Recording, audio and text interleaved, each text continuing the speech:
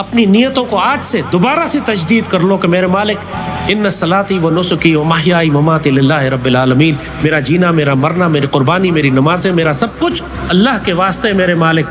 اور ہم نیت کرتے ہیں کہ انشاءاللہ العزیز اپنے آپ کو غزوہ ہند کے لیے تیار کریں گے. میرے مالک ہماری زندگی غزوہ ہند کے لیے، ہماری موت غزوہ ہند کے لیے رکھنا. اگر ہم مارے جاتے ہیں اس میں تو ہمیں غزوہ ہند کے شہداء میں سے لکھنا.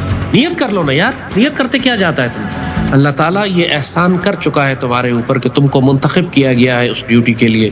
مگر موسیٰ علیہ السلام کی اس یہودی قوم کی طرح مت بن جانا کہ جب موسیٰ علیہ السلام نے اپنی قوم سے کہا کہ آؤ کافروں سے جنگ کریں، تو وہ قوم موسیٰ علیہ السلام سے کہتی آپ اور آپ کا خدا جا کے جنگ کر لے، ہم بیٹھے ہوئے ہم سے تو جنگ نہیں ہوتی.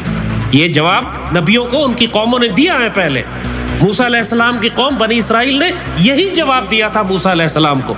آج جو لوگ ہمیں کہتے ہیں، دیکھ رہے ہیں سوشل میڈیا پہ کیا بکواس چل رہی ہے کہ جی ایمل ولی خان وہ حرام خور کا بچہ کہتا ہے جی ہم پٹھان اب جنگ نہیں کریں گے، آپ جائیں اور ہندو مشرکوں سے جنگ کر لیں.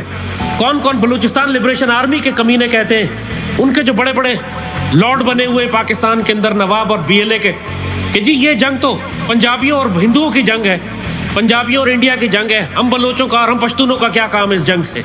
یہ وہ دیکھ لو شکلیں ان کی، یہ وہ ناپاک اور حرام خور اور مرتد اور مشرک اور منافق لوگ ہیں جن کے نصیب میں اللہ نے دنیا میں بھی ذلت لکھی ہے اور آخرت میں بھی ذلت رکھی ہے. یہ پنجابی اور ہندو کی جنگ نہیں ہے، یہ سیدی رسول اللہ کے دین کی مشرکوں کے خلاف جنگ ہے. یہ غزوہ ہند ہے. بدنصیب ہوگا جو اس میں شامل نہ ہو. اللہ کا احسان ہوگا اس کے اوپر جو اس میں ایک اینٹ بھی اٹھا کے رکھ سکے، ایک تیر بھی چلا سکے، ایک روپیہ بھی خرچ کر سکے. اور یہ جنگ بتایا تھا تم لوگوں کو پوری قوم نے لڑنی ہے. اب بم گولے باری سب ہمارے شہروں میں ہوئی نا، اسلام آباد، راول پنڈی، گجرانوالہ، لاہور. کون سا شہر ہمارا ایسا ہے جس کے اوپر ان کے ڈرون آ کے نہیں پھٹے اور نہیں گرے؟ یہ جنگ شہروں میں داخل ہو گئی نا. ان کے میزائل ابھی تو صرف ڈرون بھیجے انہوں نے، ابھی ان کے بیلسٹک میسائل بھی آئیں گے، ابھی ان کے جہاز بھی آئیں گے، ان کی توپوں کے فائر بھی تم تک پہنچیں گے. جو کشمیر میں، آزاد کشمیر میں لائن آف کنٹرول کے کنارے مسلمان اور پاکستانی زندگی گزار رہے، پوچھو کئی راتوں سے وہ بنکروں کے اندر ہے، ان کے اوپر سارا دن بمباری ہوتی رہتی ہے.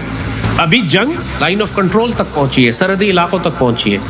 لیکن یہ جنگ ہمارے پنجاب میں، سرحدی علاقوں میں، سندھ میں داخل ہوگی. اور پھر دشمن کے طیارے اور میزائل باقی پورے پاکستان کو بھی بتائیں گے کہ غزوہ ہند کی اس جنگ میں کیا خوفناکی ہے، کیا تباہی ہے. ذہنی طور پر تیار رہو، نقصان اٹھانا پڑے گا، تکلیفیں ہوں گی. اپنے خاندانوں کے، اپنے لوگوں کے، اپنے پیار کرنے والوں کے جنازے تمہیں اٹھانے پڑیں گے. ماتم نہیں کرنا، اللہ سے شکوہ نہیں کرنا، اپنے آپ کو بدنصیب نہیں کر لینا. صبر اور شکر کے ساتھ جو اللہ تمہاری شہادتوں کو، قربانیوں کو قبول کر رہا ہے، اس کے آگے ناشکری کر کے اپنے اعمال کو ضائع مت کروا لینا. یہ ہوگا، ابھی قربانیاں ہوں گی، شہداء آئیں گے اور لاکھوں میں آئیں گے، ایک دو نہیں. جب فیصلہ کن جنگ ہوگی تو لاکھوں اور کروڑوں میں شہید آئیں گے. تم جنازے اٹھاتے اٹھاتے تھک جاؤ گے، تمہارے پاس سانس لینے کی فرصت نہیں ہوگی، اتنے جنازے ہوں گے. غزہ کے مسلمانوں کا یہی حال ہے نا، دفن کرنے کی جگہ ختم ہو گئی. ان کے پاس سڑک کے کنارے، فٹ پاتھ پر جنازے دفن کیے ہوئے انہوں نے. جنگوں میں ایسے ہی ہوتا ہے.